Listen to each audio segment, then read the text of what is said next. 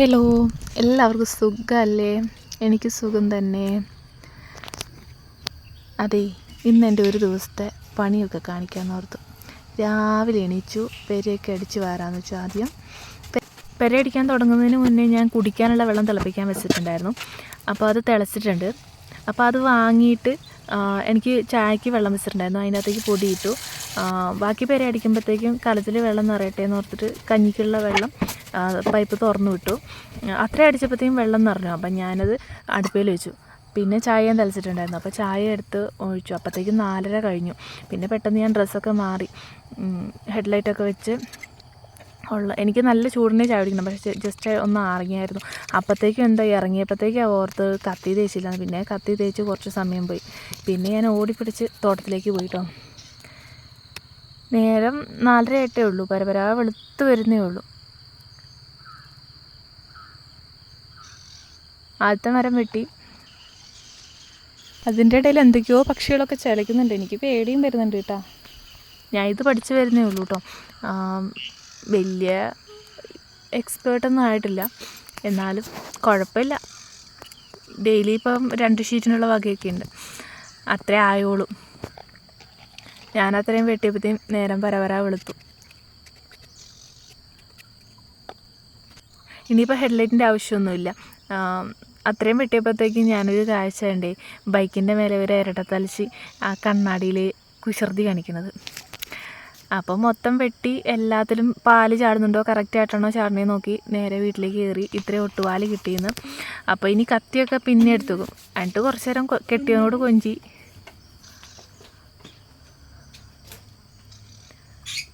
രാവിലെ എണീച്ചല്ലേ, നല്ല ക്ഷീണമുണ്ട്. പിന്നെ അടുക്കളയിൽ കയറി കറിക്കുള്ള കാര്യങ്ങളൊക്കെ നോക്കി. പയറ് കറിയാണ്. പയറ് കറിയല്ല, ഒരു തോരൻ പോലെ. അപ്പോൾ തക്കാളിയും ഉള്ളിയും ഒരു വാഴയ്ക്കൊക്കെ ഇട്ടിട്ട് ഒരു കുഴമ്പം പരുവത്തിൽ ഒരു തോരൻ പോലെ വെക്കാൻ ഓർത്തു. എനിക്കങ്ങനെ വെക്കാനാണ് ഇഷ്ടം. തോരനേക്കാളും ചാറിനേക്കാളും എനിക്കും ഒരു കുഴമ്പ് പോലെ വെക്കാനാണ് ഇഷ്ടം.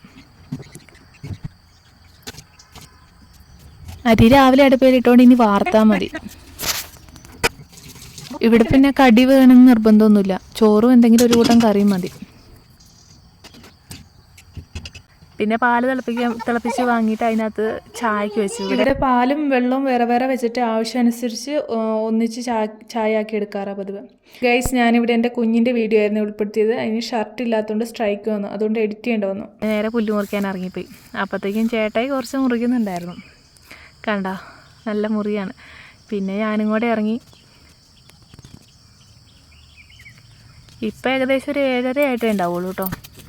രണ്ടാളും കൂടെ പിന്നെ പുല്ല് മുറിച്ച് ഒരു 3 കെട്ട് പുല്ലൊക്കെ മതി നമുക്കൊരു ദിവസം. പിന്നെ അടുത്ത യജ്ഞം തുണി അലക്കലാണ് ഗേസ്. കല്ലിൽ തല്ലി തന്നെ അലക്കണം, വാഷിംഗ് മെഷീൻ ഇല്ല. പിന്നെ അന്ന് ജസ്റ്റ് തല കീറി.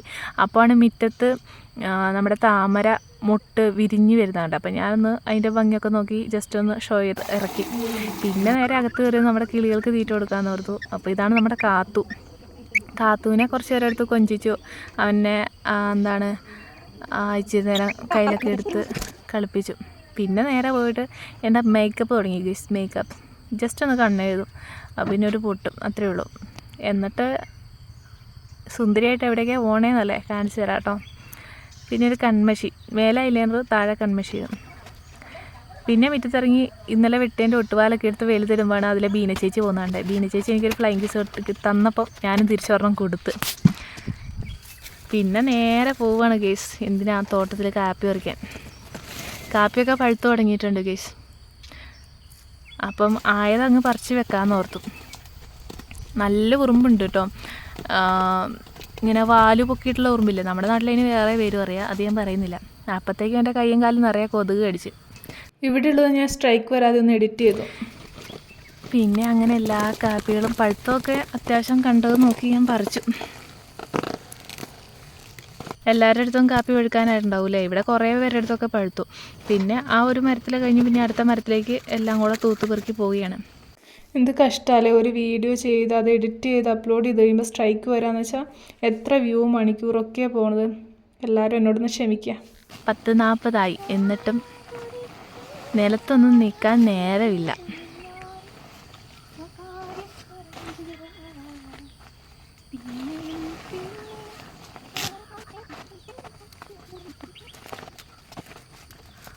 ഉള്ളത് പറഞ്ഞാൽ കുട്ടിക്കളിയും മാറിയിട്ടില്ല, മരം കയറ്റവും കുറഞ്ഞിട്ടില്ല. ഇത് തന്നെ പരിപാടി, മരത്തെ കയറുക. കണ്ട, ഭയങ്കര ഹൈറ്റുള്ള മരമാണ്. അതവിടെ വെച്ചുകൊണ്ടിരുന്നുണ്ടെങ്കിൽ വവ്വൽ കൊണ്ട് തിന്നും. അത് കാരണമാണ് പറിക്കാമെന്ന് വെച്ചത്. പറിച്ച മുഴുവൻ നിലത്ത് പോയി ഗൈസ്. അപ്പം ഞാൻ അതെല്ലാം പെറുക്കി ചാക്കിലാക്കി, എല്ലാം തൂത്തുവാരി ചാക്കിലാക്കി കഴിഞ്ഞപ്പോഴാണ് ഓർത്ത സമയം പോയല്ലോ പാലെടുക്കുന്നത്. പിന്നെ ഞാനൊരു ഓട്ടമായിരുന്നു. പിന്നെ നേരെ ബക്കറ്റും എടുത്ത് നമ്മുടെ റബ്ബർ തോട്ടത്തിലേക്ക് ഇറങ്ങി. 11 മണിക്കാട്ടോ ഞാൻ പാലെടുക്കണത്.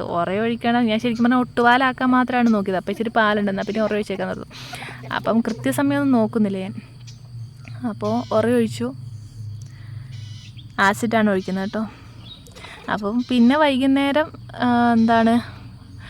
4 ഷീറ്റ് കിട്ടിയായിരുന്നു. അപ്പം 4 ഷീറ്റ് എടുത്തുകൊണ്ട് അടിക്കാൻ പോവുകയാണ്.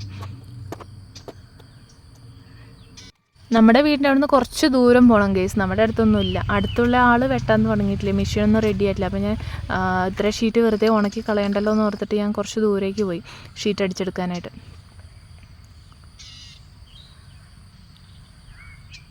ഇതൊക്കെ വൈകുന്നേരമായി പോയി, സന്ധ്യയായി ഞാൻ ഇതൊക്കെ കഴിഞ്ഞ് വീട്ടിലെത്തുമ്പോൾ. പിന്നെ വണ്ടിക്കാണ് പോയത്, അത് കാരണം കുഴപ്പമില്ല. അങ്ങനെ അന്നത്തെ ദിവസം ഇത്രയും പണിയും ചെയ്ത് അവസാനിപ്പിച്ചു. അപ്പോൾ ടാറ്റാ ബൈ, എല്ലാവർക്കും ഇഷ്ടപ്പെട്ടു എന്ന് കരുതുന്നു. താങ്ക്സ്.